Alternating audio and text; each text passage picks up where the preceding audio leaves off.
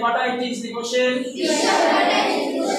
প্রাক্কালে আমিও আমরা শপথ নিচ্ছি যে ভাইরাস হেপাটাইটিস প্রতিরোধে সক্রিয় পদক্ষেপ নেব। হেপাটাইটিস বি ও সি ভাইরাস ঘটিত সংক্রমণ যা রক্ত এবং দেহজাত তরলের মাধ্যমে ছড়ায়। এই বিষয়ে যাবতীয় তথ্য জানবো এবং অপরকে জানাবো। সুরক্ষিত রক্তের যোগান বজায় রাখতে আমি উপযুক্ত বয়সে রক্তদানে ব্রতী হব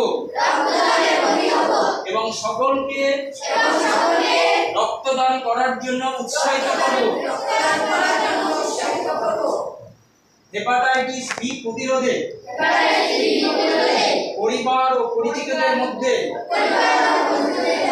নবজাতকের টিকাকরণ সুনিশ্চিত করব। পরিষ্কার পরিচ্ছন্নতা বজায় রাখব। অন্যের ব্যবহৃত ব্লেড, রেজার, টুথব্রাশ, তোয়াল, ট্যাটুর সুচ ব্যবহার করব না। সব রকম নেশা বা মাদক দ্রব্য থেকে দূরে থাকব।